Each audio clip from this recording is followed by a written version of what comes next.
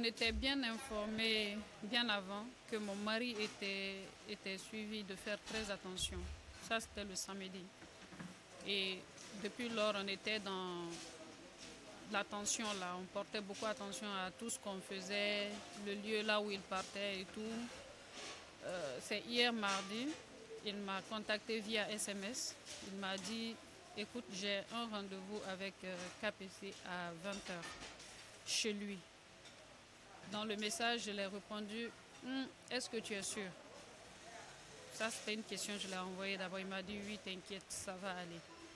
J'ai dit, ok, néanmoins, tu surveilles tes arrières et tout. Tu veilles à ce que tu sois dans un lieu sûr et tout, jusqu'à ce que tu arrives en fait. Et quand tu quittes aussi chez lui, tu regardes toujours tu surveilles toujours tes arrières si tu n'es pas suivi ou autre. Il m'a dit, ok, t'inquiète, ça va aller. Je dis, d'accord. Ça, c'était à 19h46.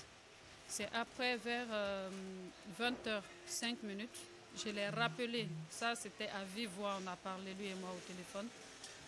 Je lui ai demandé si effectivement il était arrivé chez KPC. Il m'a dit presque. J'ai déjà pris le couloir qui mène vers chez lui. J'ai dit d'accord. Quelques minutes après, c'est son frère qui m'a appelé et qui m'a dit qu'il a été arrêté. Son grand frère. C'est comme ça, tout est parti. Et bien avant, il m'avait dit qu'il était avec son ami. Il m'a prévenu qu'il serait avec son ami. Et on les a arrêtés les deux en même temps.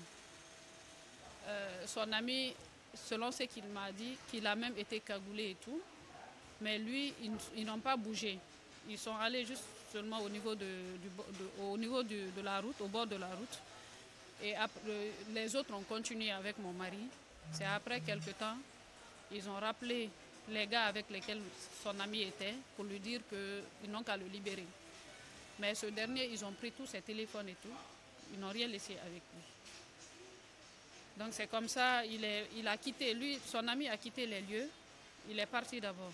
C'est après, la voiture était là-bas. La voiture de mon mari était là-bas. Et selon ce qu'on a recueilli aussi sur place, que c'est le pare-brise qui a été cassé avec leur, je sais pas, avec leur matraque ou avec les armes, je sais pas. C'est avec ça qu'ils ont cassé le pare-brise et c'est par là qu'ils ont fait sortir mon mari du véhicule. Donc après quelque temps, son ami est revenu sur les lieux avec un autre neveu, un parent de mon mari. Ils ont récupéré la voiture. Donc, son téléphone, il y avait un jeune qui l'avait ramassé et finalement on l'a récupéré ce matin. Ce matin, on avait cru comprendre qu'il était au haut commandement.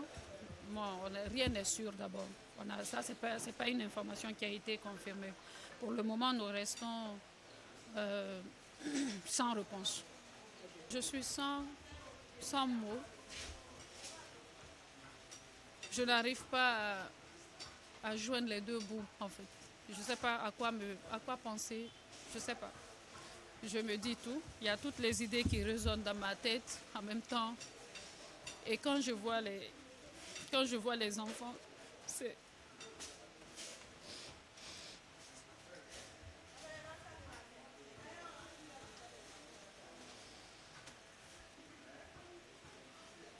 J'ai besoin juste de force, c'est tout.